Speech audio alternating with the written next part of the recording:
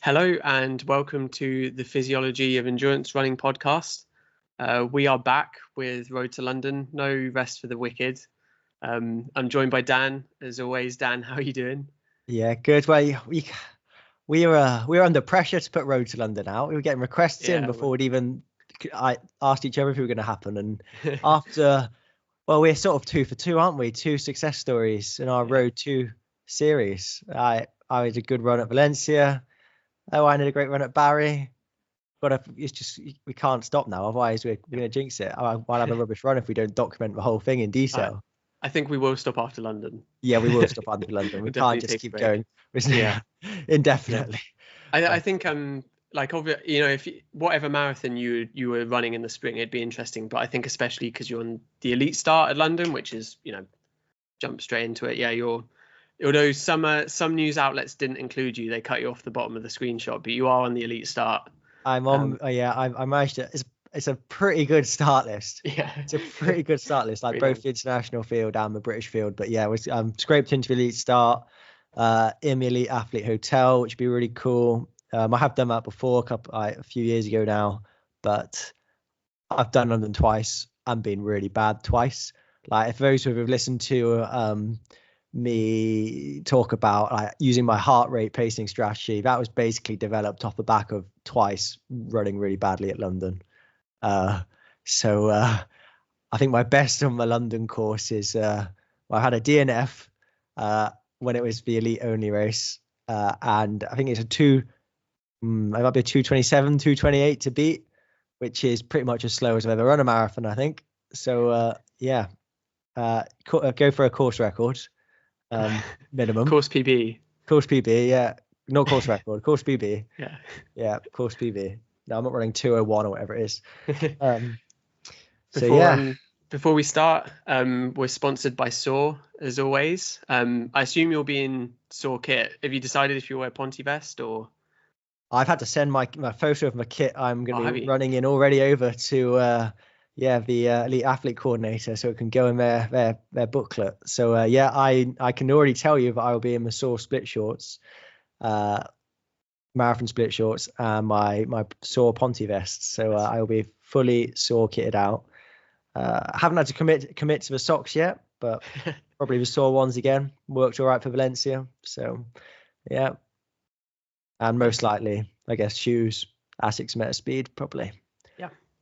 Yeah, no, it should be good. And yeah, London home event for SOAR. I haven't seen anything for definite yet, but I assume there'll be some big events from them. So yeah, we've heard some rumors, haven't we? There's going to be a few things happening over that weekend of the marathon. So keep your ears open for some SOAR goings on. I think we're going to try and get involved as well. But more we'll give you some more details when we have them.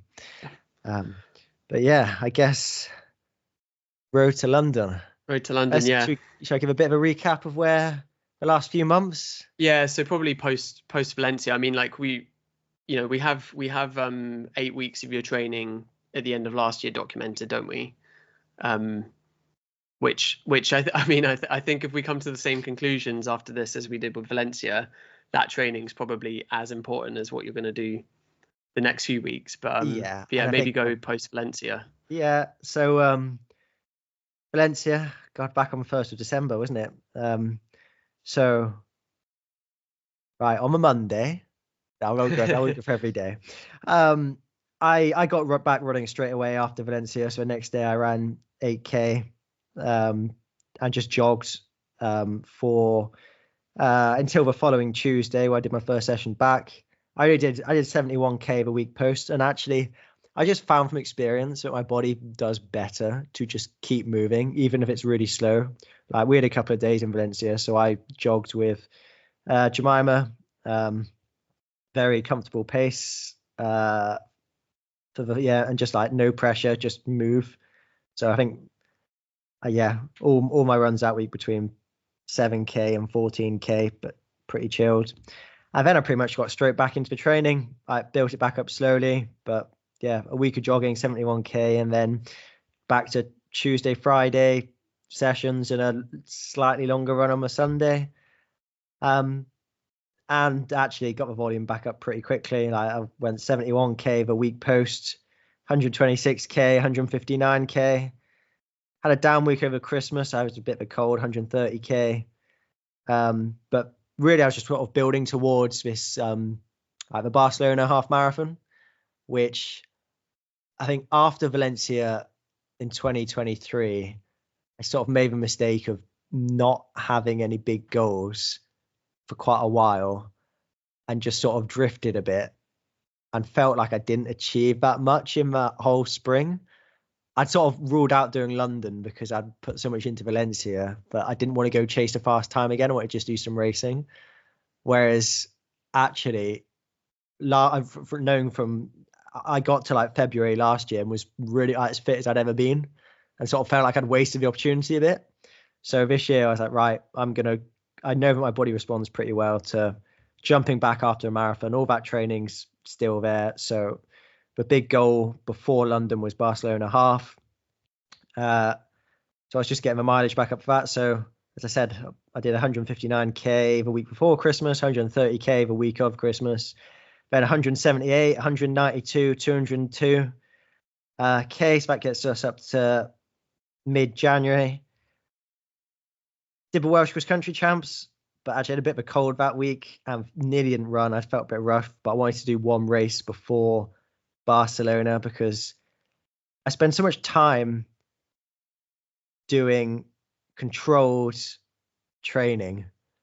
But actually, one of the things I've picked up on both at the Welsh Cross and then at Barcelona itself, which we'll get to come to later, is that I feel like I've sort of forgotten how to hurt a bit in that I spend my whole time just going, right, stick under 170 heart rate, keep it cruised. And actually, it's not easy. I'm uncomfortable. I want to stop at the end of the session. But then when it really starts hurting, I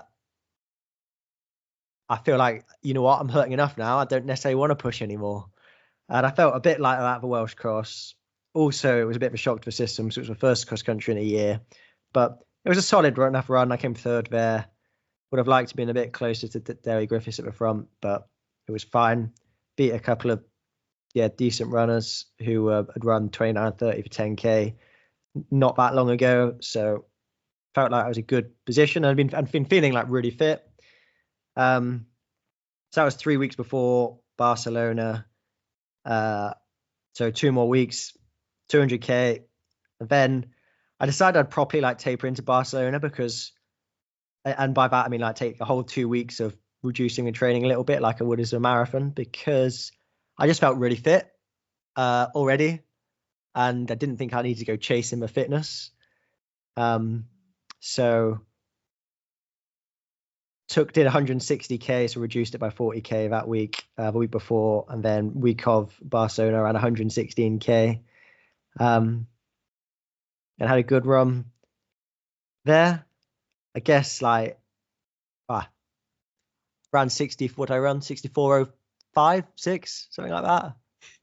I don't know. It was a big PB. It was minute PB, but I was a bit disappointed. I felt like training was a bit better. I was hoping to run like a 63:30, but in terms of like the goal of that block into Barcelona, like I did what I wanted to do, which was like really focus on getting the threshold, the LT2 as high as I could. And the sessions I've been doing, like the threshold sessions, were better than before Valencia. And I feel like I'm fitter than pre-Valencia. So yeah, that was like, brings us up to mid-Feb. Lots of running, basically. It's gone pretty as smoothly as it can do when you're juggling kids and, well, a kid, work and all that stuff. Yeah, cool. Has there been any, like with your sessions, I guess especially, has there been anything specific that you're targeting? Like, again, a theme of both our sort of series is like saying, yeah, this session is targeting this, but then we sort of I don't know, counteract ourselves by saying, well, actually it's working everything. But has there been any sort of periodization in terms of what you're training? Or I mean, my sessions have been the vast majority of them had a really similar structure, but I've pretty much just tried to get an hour's worth of threshold work on a Tuesday and on a Friday. To start with, a lot of that was on the treadmill, but I've tried to get a bit more outside. As the weather's got a bit better and it's light at 7 a.m. now, so I can actually get outside a bit earlier.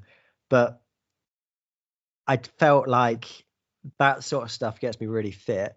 So keeping them out of zone 3, like lactates under control. And I've been doing most of them. I've been in the lab where we do the testing. So I've been analyzing my lactate on most reps of the session, and like making sure they're all in the right place. But doing a lot, keeping it controlled, but then trying to get the paces a bit faster as well. So doing like 3-minute reps where I can push it a bit more, and a few 75-second reps, and less of the longer stuff, like breaking it down to like into Valencia. We talked a lot about like building that durability, and I've sort of not focused on any of that at all. It's just been threshold based stuff, with a few reps a little bit faster than threshold, but because they're short, the lactates are actually well under control, and my heart rate's pretty good, and the effort is where it should be. So that's going into Barcelona. Barcelona was a target to focus me, but really I just wanted that first bit of a block to get like fit, like try and get great 10k half marathon shape. And I felt like I did that. That was ticked off nicely, and like that's the proof was in Barcelona half, where it was a minute PB, which I ran a PB at Cardiff half in October. Faster course, much better course. I had people to run with the whole way. But it was one of those where I am disappointed with it, because I actually just felt a bit rubbish, even from the start, just legs straight away. And I don't know if it was I ran in the Metaspeed Skies and I hadn't worn them since Valencia. I've done lots of training in the Edges, which are almost identical shoe. So I don't know if it was that. They held us on the start line for ages. Like we were there for quite a long time, and that's the same for everyone, but just I'm not used to that. Being there for 10 or so minutes, like cramped in, like it was pretty awful. Or I don't know, maybe just not enough faster stuff.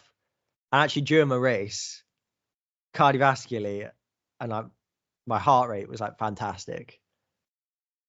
I just felt like I just couldn't push anymore. And it was partly that psychological, I don't want to hurt any more than this. I'm good now.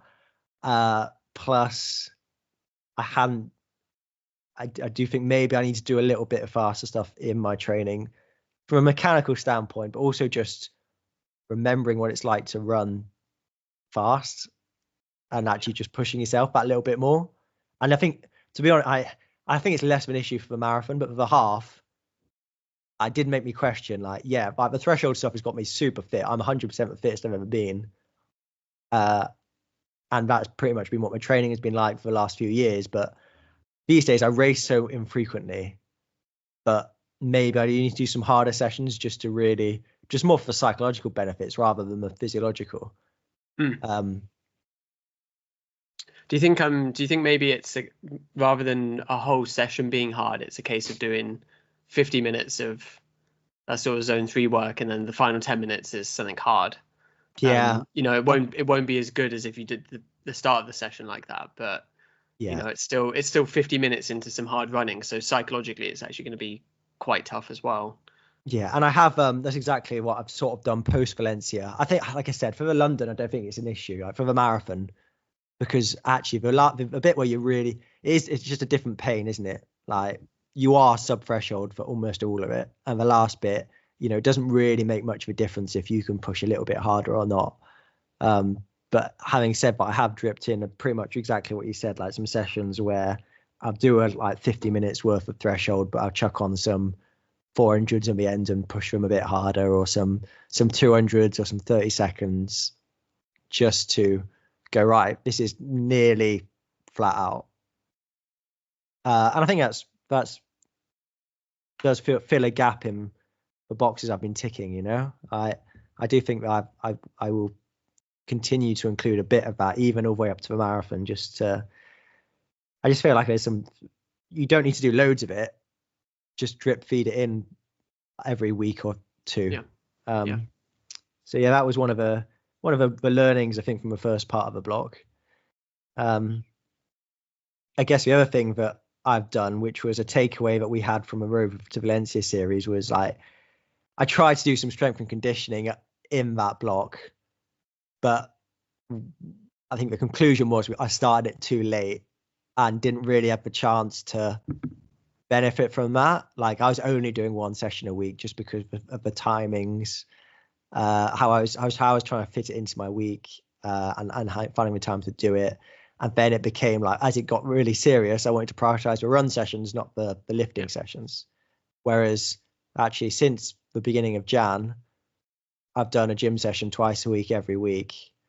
And I have changed the dates when I do it. So I used to try and do it on a Wednesday, the day after a session, and then maybe do something on the weekend. Whereas I've gone to actually doing it on the session day. So doing like Tuesday morning, Friday morning, doing a session, and then doing like a lift at lunchtime, and then jogging again in the evening. And I actually felt, I've never done it before, but when I have done lifting before, I've always thought, oh, well, it seems stupid to do it then. You're going to be really fatigued. But I actually felt better doing it then than doing it the next day, because you've done a massive day on the Tuesday, even without the gym session. Like I'd normally be covering like 34, 35, 36K of running, and then trying lifting the day after. Whereas I feel like the fatigue doesn't quite set in when you're doing it like 4 hours after the session. And I feel like, I sort of feel with if you're trying to move anything on, you need to do it twice a week. From what I've seen, like regardless if it's like threshold or VO2 or VO2 max or lifting, like doing once a week wasn't enough to really change anything. Whereas I've definitely got stronger. Yeah, and I think if you give it long enough, then you don't necessarily need as much frequency. Like, you know, if you're trying to do this like 5 weeks out, then you probably want at least 3 times a week. And I think that's, we mentioned on the last Road to Barry episode, didn't we? Like that's what that really recent piece of work says. Zach got 3 times a week maybe. But yeah, like you started it far enough out where just twice a week, and you just do it on your hard days, then it's really manageable, isn't it? And I would say again, it was something I said last week on Road to Barry, was like 10 minutes twice a week. Like that's pretty straightforward to do. Yeah, well, I've been doing a bit more than 10 minutes. I've been doing like 30 to 40 minutes. But actually to start with, I was just doing 30. And now I feel, because to start with, I was so unconditioned that 30 minutes was enough to really like feel like I've done something, actually have a bit of soreness the next day. Trying to manage that. You don't want it to be too sore and influenced by running. But to start with in the block, I wasn't bothered if I was a bit sore. Whereas now I feel like actually I need to do 40 minutes to get more of a response out of it. And I can, my body is in a place to tolerate a bit more. And having done this for couple of months now, it's nice because a paper came out by Zanini Michiel, who is this is one of his PhD work, one of his PhD studies, but he's finished his PhD now. He passed his Viva a couple of months ago, I think, but supervised by Richard Blagrove, who is literally wrote a book on S&C and endurance running. And this paper showed that strength training improves running economy, durability, and fatigues high intensity performance in well-trained male runners, where basically they added in a strength and plyometric training session. I'm pretty sure it's twice a week for 10 weeks. And again, it didn't take very long. I think it was only like an hour's worth of work over both sessions. And they showed that these athletes maintained their running economy better during a prolonged exercise bout, a prolonged like 90-minute bout at about marathon pace. So that was nice to see, because I've been doing stuff not too dissimilar to what they've been suggesting in their study. And they were good runners. Like VO2 max was about 59 on average. So, you know, that's 58.6. Here we go. 10 kilometer average 10 kilometer best time was 39 minutes. So, you know, not world class, but they're not running they're not They're not running an hour of A for 10K. So that's maybe more committed to keep up the S&C, to be honest. And you know what? I've nearly been enjoying it. It's taken me a while, but I've nearly been enjoying it. I feel like I'm moving a bit better. And actually, when I have started to do these reps at the end of a session, the faster stuff, I feel like I have got a bit more power there, a bit more strength. Like when I'm doing track sessions, one of the warm ups I'll do is I jog for 10 minutes, and I'll do 4 by 100 off 100 jog, and trying to run them quite fast, to like build into it.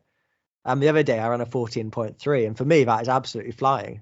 I don't think I've ever run a 14.3 in training. Well, in any situation, I'm not running a 14.3.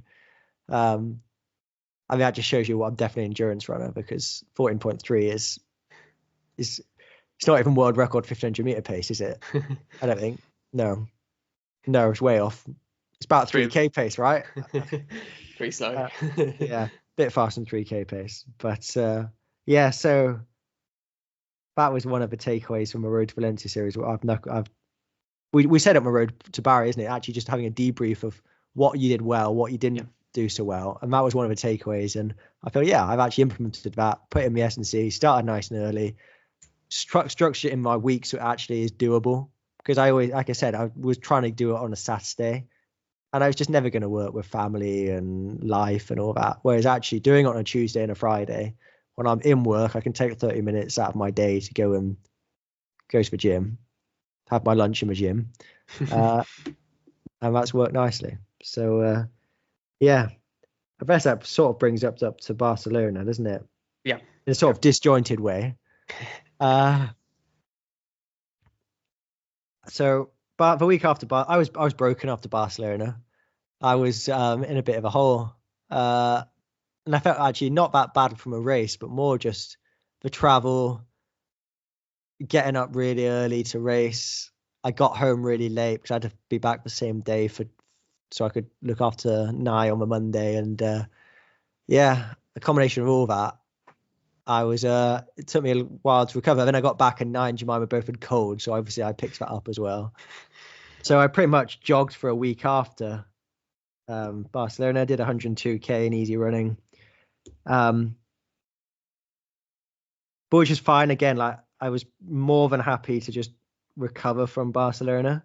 I'd intend to do a bit more mileage, but as I said earlier, I was really happy with where my fitness was at, and I'm really happy with where my fitness was at. So it's just recover and don't carry loads of fatigue into just jumping into a marathon block and just going right. I think that's a mistake people make, isn't it? Racing a half or a 10K or anything like a B goal on your way to a marathon, and just don't give yourself a time to absorb that. So that was 17th to the 23rd of Feb, just jogged. And then I sort of felt like training started properly on the 24th of Feb. So I might go through there in a bit more detail. What do you think? Yeah. So that's the last 2 weeks, basically. Let's get my Strava up here.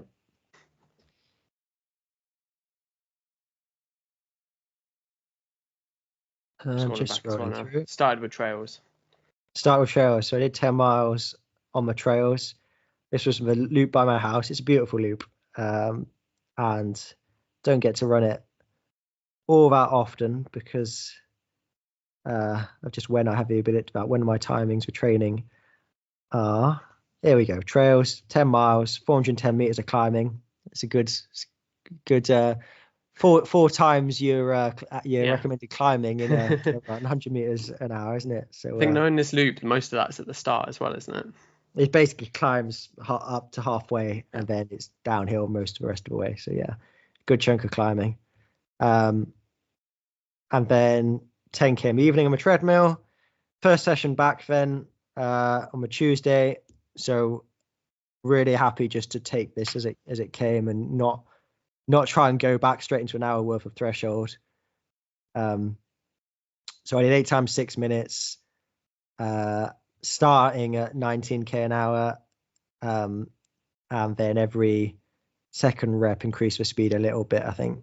So 19, 19, 19.3, 19.3, 19.5, 19.5, 19.5. So basically just under 5 minute miling. I think 19.5 is like 4:58 or something. Heart rate 164, lactates 2.5 at the end, all in the twos with a 19 points, fives. So pretty controlled. But then like I added on 10 by 30 seconds off the back of what we were talking about earlier. And just kept increasing the speed there. So started at 22.5k an hour and got up to 24k an hour, which is going from 32 second to a 200 pace down to 30 second 200 pace. And I think on a treadmill, that's a bit generous because although our treadmill is accurate, I'm putting on a 1% grade for accounting for wind resistance, but when you're running that fast, it probably should be more like a 2%. So it's a generous 30 second per 200, but they felt hard. Lactate was 6.4 at the end, and I sort of felt like I ticked what I wanted to by adding that on the end of the session. Didn't feel too bad for the first session back. Gym at lunchtime, 10k on a treadmill in the evening. Next day, 16k in the morning, 10k in the evening. Thursday, lunchtime, or actually no, like mid-morning. Actually, I think I had a bit of a disjointed day where I had some short windows to run in. So I did just over 8k, most of it around the track, Cardiff Met, but did six time was 100 off 300 jog as part of that in there. Let's see what I ran. I think I was going all right that day. I had some 14 seconds in the end there. So Strava doesn't give you the points, does it? So 14, for me, that was moving pretty well. And then in the evening, I did 14k. So then Friday,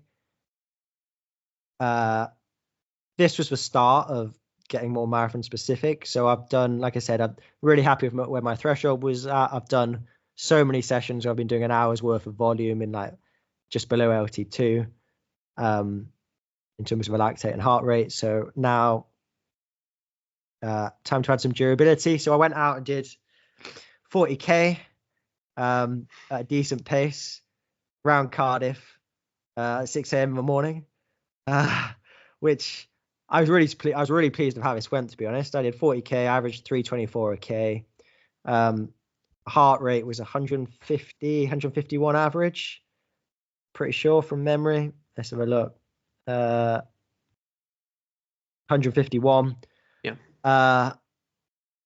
And yeah, that was a lot better than I thought it was going to go. I was thinking I'd be more like, hopefully start 330s and maybe get a little bit faster, but I was pretty much average. I was pretty much in the mid 320s the whole time.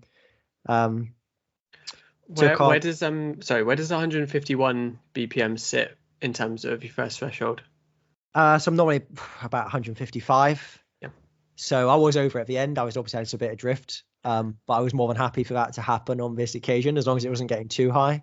So, and in terms of where I run a marathon, I'm normally about 165, 166. So I was definitely going off of heart rate for this session. I purposely didn't want to be I wanted to start off in the 140s and probably get into the 150s at the end, which is what I did. But yeah, I was really happy with this because in the build up to Valencia, I tried to do a 40k at about this pace and effort, and I pulled the plug at 35k because I was cooked and averaged exactly the same pace. So I feel like my durability is already in a really good place. And it was funny, I had to give a lecture on durability to the master students. I don't do much teaching, but last week I did give a lecture on durability, and one of the papers, it was in talking about cyclists, but one of the papers did just a big correlation fishing trip looking at relationship between physiological variables and durability, and actually VO2 max associated with correlated well with durability, LT2 correlated really well with durability, and all the stuff you'd measure in a typical lab test correlated well with durability. So I think the message there was, if you're fit, you're gonna be quite durable. If you train. If you're like as long as you've done decent training, you're gonna be quite durable. It's more obviously it's a bit more complicated than that. I'm sure there's some nuance there, and you're not going to. I think I would, if I didn't do any of these sessions at longer stuff, I think I would be underprepared for a marathon. But if you've been doing an hour worth of threshold twice a week for 10 weeks, plus doing some long runs, even if they're a comfortable pace and doing a high mileage, you're not going to be super undurable. Yeah. It's a shame there's no way of measuring it, isn't there? Like that would no, like this is low on the priority list. It'd make this podcast like, well, another thing we could talk about, isn't it? Because like this long run is like a similar effort, I guess, like a similar relative effort for you as like most of my long runs. But this is like fairly rare for you to run this hard.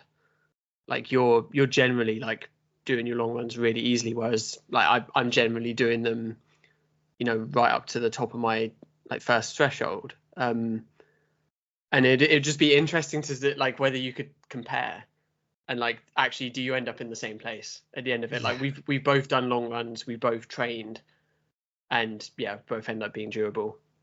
It doesn't really matter, just do the training. But I mean, I think there is something to be said though for the absolute versus the relative like intensity, because the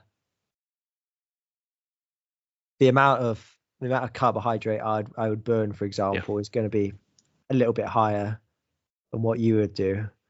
Obviously the mechanical output is a bit higher, so that's going to have a bit more of a cost. Like this felt hard at the end. I did go past LT1 heart rate at the end. I was aided by going back down the Taft Trail. But the last like 10k downhill. It's downhill. I had a little bit of a tailwind as well. A little bit of a headwind on the way back up, and a bit of a tailwind on the way back. Not really very much. What does Strava say?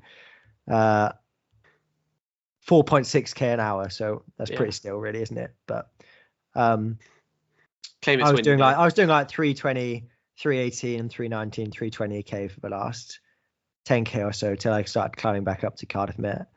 But yeah, I had a few. I think I did have a few spikes when my heart rate got up to 160, and a few k there. My heart rate was 155, 156, 157, 158. So it's creeping up a bit over LT1. But I was pretty tired at the end. I wanted to stop, obviously. But yeah, I was happy with that.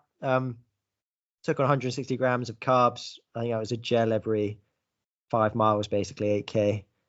And yeah, that was gave me a lot of encouragement. It felt like really like that was better than any of the long runs I did before Valencia. And yeah, happy with that. So that was Friday morning. In the evening, I gymmed. So obviously didn't double that day, so I could push the gym session back a bit. So did 40 minutes there. And it was funny. So I felt really good in the gym. I started off with the squats. I was like, feels easy today. It feels great. I reckon I can push the weight on. Maybe it's the fact that it wasn't quite, although it was really long and hard, maybe the intensity there is the main factor in how fatigued I feel after the morning session. Because I actually feel like I could put on like 5 kilos, even a bit more on my squat rack compared to what I normally could do. And then I finished got off the squat rack. I think I finished off with a set where I did 5 times 80 kilos. Got off, went to do some calf raises. Realized the barbell I've been using was 15 kilos instead of 20 kilos. I was like, I thought I was just feeling really good, but actually I was just 5 kilos down on what I thought I was lifting, but never mind. It's like the gym equivalent of your GPS being out. Yeah. But like I was like, I feel really good. If I hadn't it's just for placebo effects, isn't it? Well, not for Yeah. placebo effects, but it's just amazing what difference. I was thinking, oh, I've recovered so well from this long run. It's just set me off thinking, oh yeah, I'm in a really good place. And then you go, actually, no, it was just the barbell was a bit lighter. Yeah.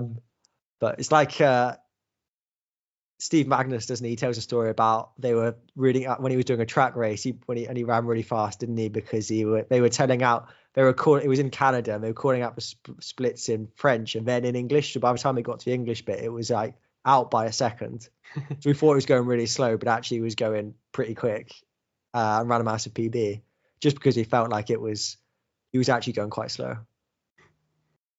Does that make sense? Or am I just going off? I don't know. It does. I don't know what you call it though, whether it's placebo or not placebo, is it? Just something psychological. So that was Friday. Saturday, 16k, 418 a k, felt pretty good. Doubled in the evening, did 10k, 420 a k, and then I did like a medium long run on the Sunday, so I did 25k, 414 a k. Brought me to 200k for the week. Feeling pretty good. So Monday, March 3rd, 16k in the morning, 8k in the evening, including I did some strides in there as well. I'm just trying to keep on top of that mechanical stuff a bit more. So I did 5 times 10 seconds off 60-second jog in there, just on the roads. Tuesday morning. So I actually worked Monday. I normally have Mondays off. I normally have now on a Monday or for half a day and then have half a day to try and do some coaching work. But I got roped into doing this lecture I was saying about for the master's cohort. So I took some time back in lieu on Tuesday morning and went on the track at 9 a.m. in the sunshine. And it was going to be very nice, but my legs felt pretty rubbish. So I did 5 times 2k off 90 seconds, 8 times a k off 60 seconds, then 5 times 400 off 45 seconds. And I always do this when I get on the track and I stop looking at my heart rate and start just chasing split times. Like even before I'd start the session, I was going, right, well, I'm going to run these 2Ks at like 3:06 a k pace, 5-minute miling. And then I reckon I can run the Ks in 3-minute pace. And then the 400s, I was actually going to do 200s, but I changed my mind by the time I got there. I was going to do the 200s, like just hard, run them hopefully like 31s or something. And I just felt tired. And I think the 40k caught up with me a bit. And 200k of running. Probably just being a bit too keen, jumping straight back into marathon training. Anyway, it was fine, but I was definitely chasing the splits too much. So I ran the 2Ks a bit too fast. I did run 306, 307 Ks for the 2Ks. So I was running I ran them all in 6:12 to 6:14. But the heart rate was, my L2 heart rate is like 170, and I think I was already up to like 166, 167, which is not leaving me much headroom really, with some drift and if I want to increase the pace. So I ran the 2Ks in that. The Ks, I ran them. Well, I ran the first one in 3. I ran the first one in 3. Let's find it here. I ran the first one in 3:01, and then went 3:03, 3:04, 3:05, 3:04, 3:02, 3:04, 3:04. So not too far off where I wanted it to be, but just felt a bit tired. And then around the 400s, like I said, I feel like actually over the shorter stuff, I'm feeling pretty strong at the minute. So I was expecting, after struggling through those Ks, to run 70s maybe, but I went 69, 68, 68, 68, 67. I'm feeling all right. So this was definitely a session where my expectations into it determined how I felt about it afterwards. Because actually it was a good session, but going in, I was chasing those external markers when that is the trap you shouldn't get into. You should just think about your internal response. Yeah. And I do no teaching, but I gave another lecture this week on athlete monitoring. And I'm going to tell you a bit about it because I think it's relevant to this session. And during the session, I was going through my thought process, this lecture I'd just given in my mind, and it was about athlete monitoring. And I would have given something similar to you, I think, on the master's cohort at one point. No, you didn't. You didn't lecture us. I think you were at a race or something. Yeah. Oh, I did all right. I've given it a few times, but this was for the undergrads anyway, and it was about athlete monitoring. And there's two ways you can measure the load of an athlete. You can look at like the internal. We can look at the external load, which is basically the mechanical output of the athlete. So you can think about speed, pace. You can think about how much distance you've covered. Like on a bike, you'd think about power output. Any more examples? In team sports, I was trying to rate it back to team sports because that's what most of the students think about. They're talking about how many, in a rugby game, how many high speed runs do they make? How much distance do they cover? How many accelerations at this rate did they make? But it's basically all about the external, and that's worth quantifying. But actually, the internal load is what is going to drive the physiological adaptations. Like the external load effectively drives the internal load. So, how fast you run. Well, you could have 10 athletes running a 10K in 30 minutes, but for one of them, it might be a tempo run, and one of them, it might be a flat out effort, and one of them might not get to 5K or 3K. So external load is nice to know, but we should be dialing more into the internal load by looking at things like our heart rate, our lactate, or actually just for most people, our RPE, our rating of perceived exertion. And for this track session, I got stuck on chasing the externals, like chasing the splits a little bit. It was fine. My heart rate never got above 170, but I think I could have executed the session a bit better. But anyway, I got 20K of work done at faster than marathon pace, which I should be really happy with because I set myself the goal of running these splits. I came away with it thinking, I wanted a bit more. I was tired and fatigued and that all that stuff as well. Yeah. But well, that's why you shouldn't be chasing the external time. And I think I'm trying to remember what episodes we mentioned on, probably like the How to Train Your Thresholds episode, like where like you have a physiological response that you're looking, physiological response you're looking to induce during the session, but then you've gone away from that and you're thinking about the external load of it. And actually, like if you like training becomes pretty simple, and like you don't have to think too much about it if you just think about what physiological response you're trying to induce. Whereas if you're chasing splits, it gets influenced by a lot of things, like mainly your own ego, and your own ego doesn't really have anything to do with your physiology of running a marathon, does it? It's exactly, and that's where people go wrong. That's why it's so easy to get it wrong. It's just chasing. You always want to be running a little bit faster. And there was a little bit of a breeze out there. I had 40K in my legs. That's why you shouldn't chase the externals, even when you know you're really fit. Because on another day, I could do the splits I wanted and be fine. My heart rate would be great. But today, it was just too much. That day, it was just too much. And looking at comparing the internal external load, that's a really useful thing to do. We'll come to that a bit later on in my next session of the week. But yeah, I think for me, the big takeaway reminder from this was just don't worry about the splits, especially because I go back and look at the training I did in Valencia, up to Valencia, and there was nothing spectacular in there. There was nothing spectacular. I'm doing sessions that are already way better than they were then at a similar internal cost, but I ran 2:12:59. So don't worry about it. That one session isn't going to make the difference. One session won't make a difference, and you're probably not gonna see much change like week to week, are you? Like it is 6 months. No, or more. You're not. You're not going to see much change at all. So yeah, that was Tuesday morning. I guess the other thing that I've been trying to implement a bit more is fueling during these sessions. So normally threshold stuff, I haven't been doing any fueling. For the marathon specific, I would.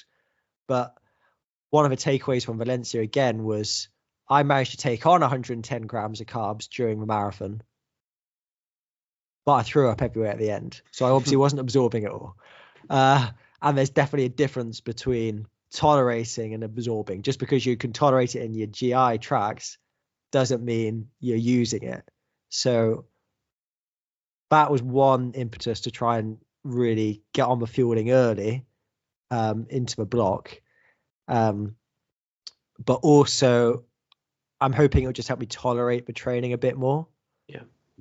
And recover, especially these big days. Like a Tuesday and Friday, like I said, I'm doing typically 34, 35, 36, up to 40K of running, even if I'm not doing a hard long run, plus a gym session in there. So that's a lot of work, and it's hard to keep on top of your calories. So during that session, I took on 80 grams of carbs. I just had a drink mix made up, which I had during the track session. And in the in about 40K, I said I took gels. That first session back, the 8 times 6 minutes, I also took on a drink mix as well. So I'm been trying to fuel every session. Are you going to do any without fueling? Just because, mentioned durability. I think there is another paper that sort of suggests actually maybe doing some stuff fasted might help probably as well. Probably. I mean, I'm doing 10 miles in the morning quite often fasted, so I'm just getting up and going. So I'm doing that training, but I feel like there's more benefit to me being able to recover better and do more training. Yeah. Because I'm always at some point in the day, I'm always going to be in a deficit. Just because I'm doubling, I'm doing so much training. I'm never going to be fully topped up on carbs. So I think it's better trying to avoid getting in a hole than purposefully going out and not fueling. Is what I'm thinking at the minute. Was sort of what our more nutritionist, whose name I've forgotten now, Lauren was saying as well, that it's probably better to just make sure you can keep doing the training rather than. I think the low carb training has been shown to be beneficial, but I reckon that's more beneficial for people who are time restricted and just can't get out and do the training. You can make your training sessions a bit more challenging, get a bit of a bigger stimulus from them by going in a low carb state. Whereas if you've got the time, you're better off just doing more training. Yeah, I guess until something really compelling comes along to say it does help durability, and like we said 20 minutes ago, you can't actually measure durability yet. So not in a good controlled way, really. Got to solve that first, and then we can start figuring out what trains it. Yeah, and I feel like if I can do 40K at 4:24s at 6 a.m. on a Friday morning in Cardiff, I got up at 5 a.m. I'm doing all right. So I think probably just if anything, I'm going to try and up the carb intake rather than reduce it, I think. So it was Tuesday morning. So lunchtime gym, evening double 10K. So that was 37K for the day plus the gym. So I was tired on Wednesday. I was tired on Tuesday, but obviously I was even more tired on Wednesday. So instead of doing a 16K, 10K double, I thought, well, you know what? Maybe if I split it in half instead, split that mileage in half, 26K in half, I would tolerate it. I recover a bit better. So I did 13K in the morning, 13K at lunchtime. Was it lunchtime? Yeah, it was lunchtime. Yeah. That also allowed me to get a bit more sleep in. So I could start at 6:30 instead of 6 o'clock, which was nice for the morning run. But yeah, feeling a bit tired, which was the story of the rest of the week, really. So Thursday, I did 10K in the morning and I did 14K in the afternoon. And then Friday, the plan was to do another more marathon specific session. So I was going to do 30K of a K on, K off after a bit of a warm up. And that's sort of my blueprint, I guess, going into London, is to do like a Tuesday, have it more of a threshold based session like I have been doing. So an hour plus worth of work at just below LT2. And then because I feel like my LT2 is already in a good enough place, like try and go into more marathon specific stuff. So those sort of intensities or at or just below marathon pace, which is something I didn't do that much of going into Valencia, and we discussed that at the time. So, trying to find new places I can go in training. But started this one off and already like just waking up, I already knew I was really tired. My legs have been feeling pretty rubbish the day before. So started off, and in my head again, I'd already said I hadn't wanted to chase the externals, but I sort of had an idea of the paces I was going to be running, and I was thinking like 306s for the on, like 320s for the off, but like having heart rate caps of trying to not go over 160 too early. And ended up only doing 12k of running, so less than half the session. And let's have a look at my splits here. What did I do?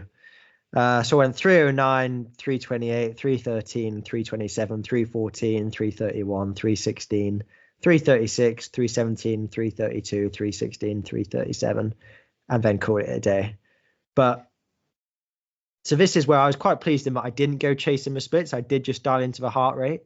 But one of the red flags for me was the pace was just so far off what it should be in for the heart rate.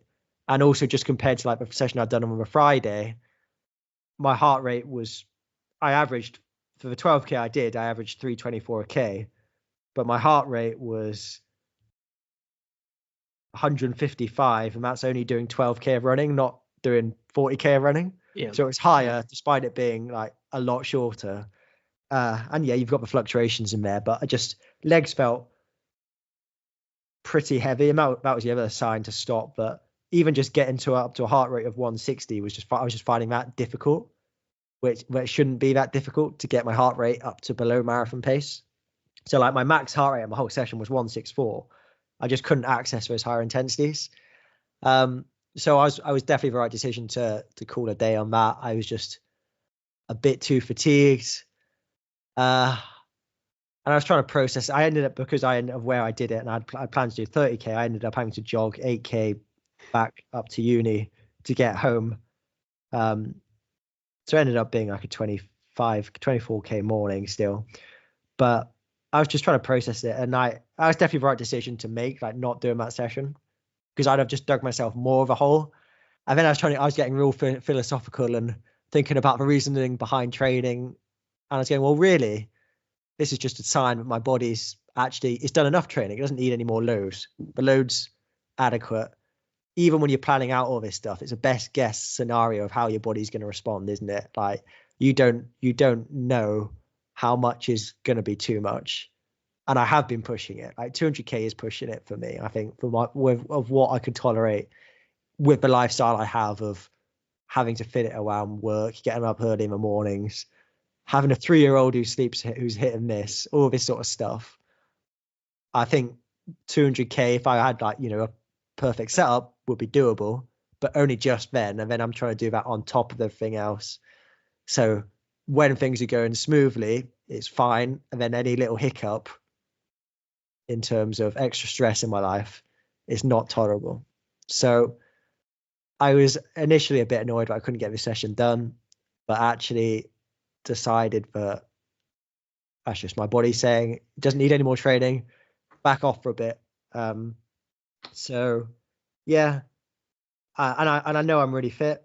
I've done some great sessions, so didn't dwell too much. Still did a gym session in the afternoon because I want to keep that routine, but then decided just to take the rest of the weekend really easy.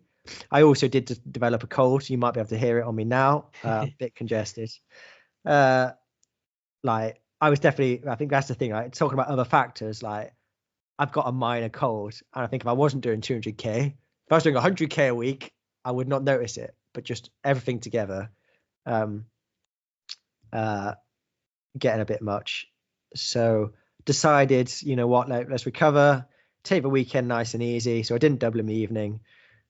Saturday, I had a rare opportunity to go for a run with Jemima, so that was nice. We did 7K just along the canal.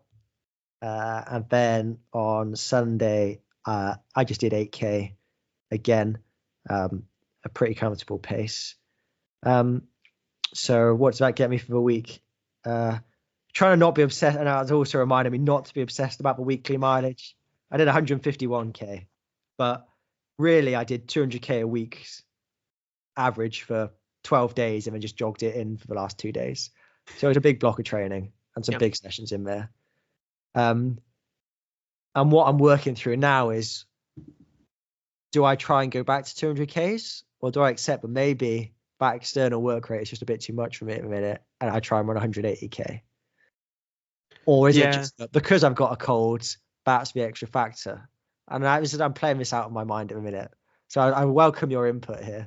I was going to say maybe even intentionally, like alternate 200, 150. Yeah. Like actually set out to do that. So you get the 200K, but then you back off a bit earlier. Yeah. In the second week. Yeah. Yeah. There's some things you can do with periodization, which I think we're going to talk about in a podcast, aren't we? Like. Yeah. But it's difficult because are we 7 weeks out from London? We didn't actually say at the start, did we? Yeah. So I think now we're seven. We're yesterday. 7 weeks out yesterday, maybe. Yeah. So I don't know. At the same time, like maybe have like 4, 5 more really big weeks. So you could alternate. Yeah. Might be an option. It's the thing. Go on.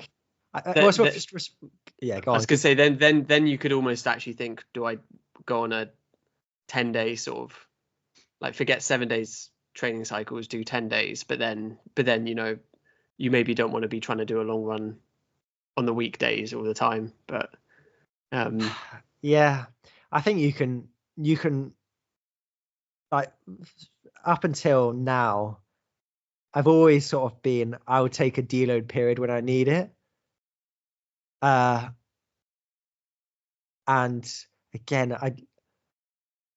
I think that could be a sensible suggestion, but then you just don't know how your body is going to respond. Like sometimes you might be able to sustain that training load for 12 days, or sometimes it might actually be 15 days, or sometimes it might be 6 days.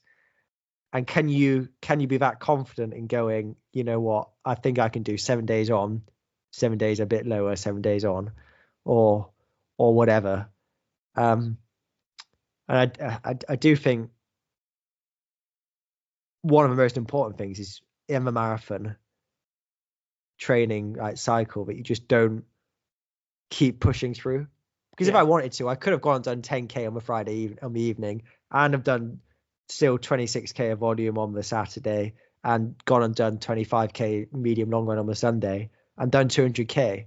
But I would have been even more of a hole and not been able to do the session on the Tuesday.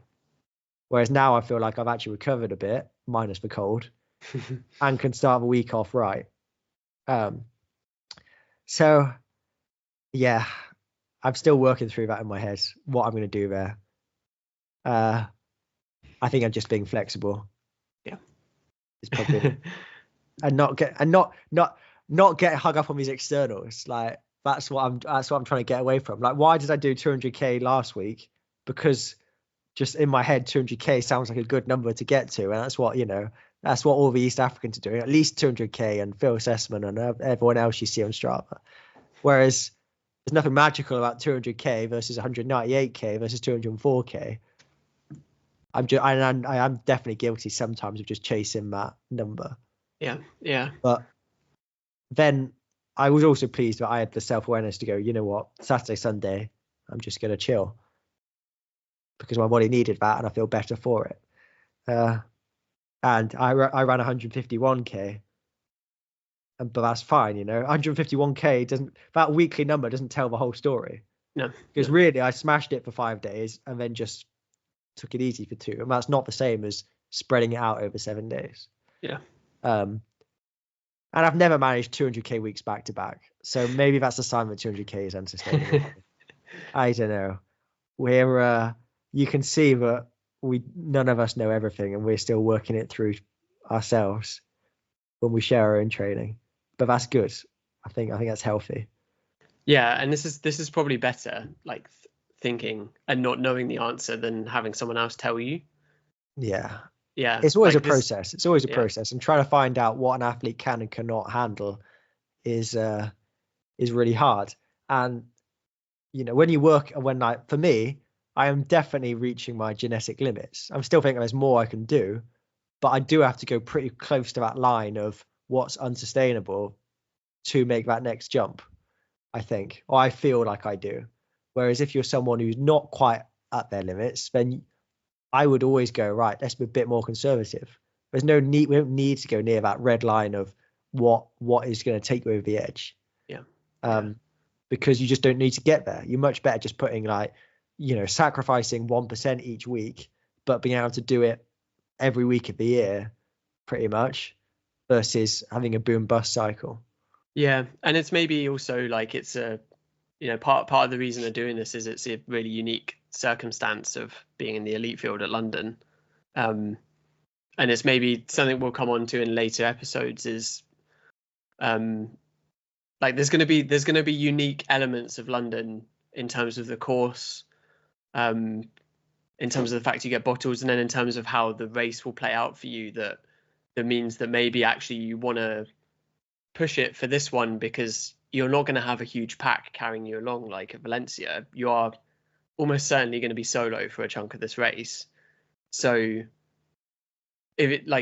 need to probably be in really good shape to overcome that anyway. And if you're not, then it almost doesn't matter because it's like London isn't the best course to run fast.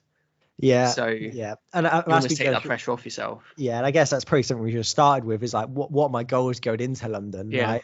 I've already said to myself, if I can PB, that would be great. But I need to be quite a bit fitter than I was in Valencia to PB because it is a slightly slower course. Like you said, you're not going to have the fields.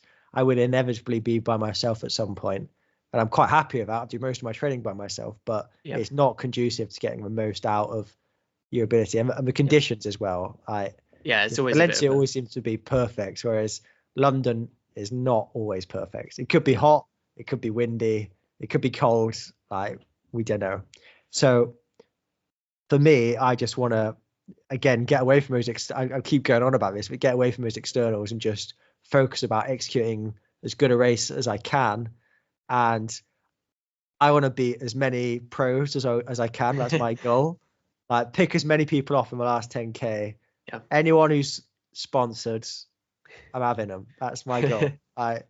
To just think about the positioning and that's the outcome. Like again, that's more like a result of just executing well and performing well. And I think that would be my number one goal. Just go out and execute a really good race.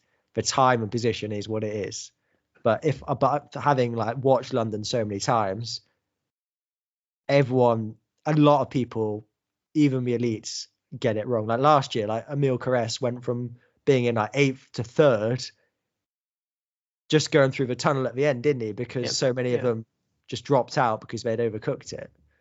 So many of the East Africans. So yeah, it's a lot of that happens, doesn't it? And a lot of people go out too hard and don't pace it the best. So I feel like if I can just execute well, I could be quite high. I'd like to get as high up as I can in the British field. I'm really happy with my time from Valencia like that. So I've ticked off the time. There's no championship qualifiers to chase for me. So just great. Running a PB would be nice, but getting a top 15 at London would be really cool. Yeah, and I mean, I say that without looking at what a top 15 would get you normally, but what time you need to run? However it goes, like you get to cross Tower Bridge, and like probably going to be one of the first 20 people to cross Tower Bridge. Like for anyone that's done it, like they'll know what I'm talking about. Like it's mad.